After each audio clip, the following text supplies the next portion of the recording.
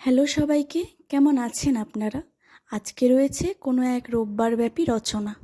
ঘুম থেকে উঠেই দেখি গরমের স্বস্তিদায়ক বৃষ্টি হচ্ছে। একে তো বৃষ্টি, তারপরে আবার রবিবার। মনটা কেন জানি না ঘুম থেকে উঠেই কচুরি কচুরি করছিল। যা মন করে তাই বানিয়ে ফেলা ভালো।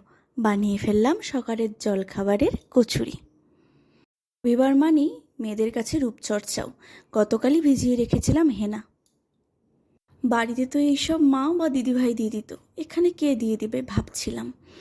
তারপর শাশুড়ি বলল আমি দিয়ে দেব। এই ছবিতে যাকে দেখতে পাচ্ছ উনি আমার শাশুড়ি। পরিস্থিতি খুব সহজ হওয়ার আগে না অনেকটা কঠিন থাকে। বিয়ের আগে শাশুড়িকে নিয়ে কত কিছু ভেবেছিলাম, কতই না রাগী হবে। ও মা, এই বাড়িতে এসে দেখি উনি তো মাটির মানুষ।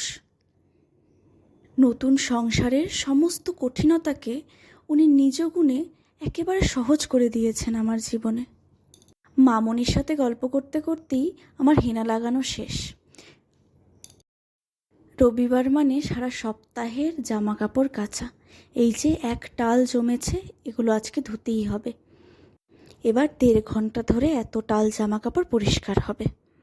অন্যদিকে আমার কর্তামশাই ঘর পরিষ্কার করা শুরু করেছে। ও নিজে হাতে দেওয়াল, লাইট, ফ্লোর সব কিছু পরিষ্কার করে রোববার করে। ও একেবারে ওস্তাদ ঘর পরিষ্কার করার।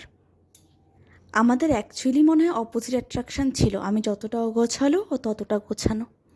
একেবারে আমার পাপার মতো। আমার পাপা এখনও নিজে হাতে পুরো ঘর গুছিয়ে রাখে। যাই হোক, আমার স্নান হয়ে গেছে। আচ্ছা, আমরা মেয়েরা যারা হেনা করি, হেনা করার পর চুলটা ধুলে চুলটা হাতাতে কি ভালো লাগে না? আমার আর মামনির, আমি মামনি আমার শাশুড়িকে ডাকি। মামনির দাবি ছিল আজকে দুপুরে রান্না হবে না, বাইরের থেকে খাবার নিয়ে আসো, কিন্তু আনতে হবে হালকা খাবার। তাই ও গিয়ে এই ছোলার ডাল আর নবরত্নের তরকারি নিয়ে এসেছিল। নবরত্নটা যে কী স্বাদ ছিল! আর সাথে আমি একটু বেগুন ভেজে নিয়েছিলাম। দুপুরে বেঁচে গেলেও রাতে ছিল পরিপাটি রান্না। এটা আমার ওপরের কিচেন। এখানে না রান্না বান্নাটা ঠিক হয় না। আমি শখের রান্নাগুলো শুধু এখানে করি। আমাদের রান্না নিচের কিচেনই হয়, তাই ওপরটা একেবারেই গোছানো না। দুপুরেই চিকেনটাকে ম্যারিনেট করে রেখেছিলাম। চিকেনের আজকে রেজালা বানাবো। আমরা বাঙালি, দুপুরে নিরামিষ খেয়ে নিলেও রবিবার মাংস না খেলে ঠিক রবিবার মনে হয় না। তাই এই মাংস রান্না করতেই হলো শেষমেশ। মাংস করেছিলাম আর অল্প ভেজিটেবল সটে করেছিলাম। এটা আমার খুব ভালো লাগে, ভীষণ হেলদি একটা জিনিস। চটজলদি এই ভেজিটেবল সটে হয়ে যায়। আর বানিয়েছিলাম হার্ব রাইস।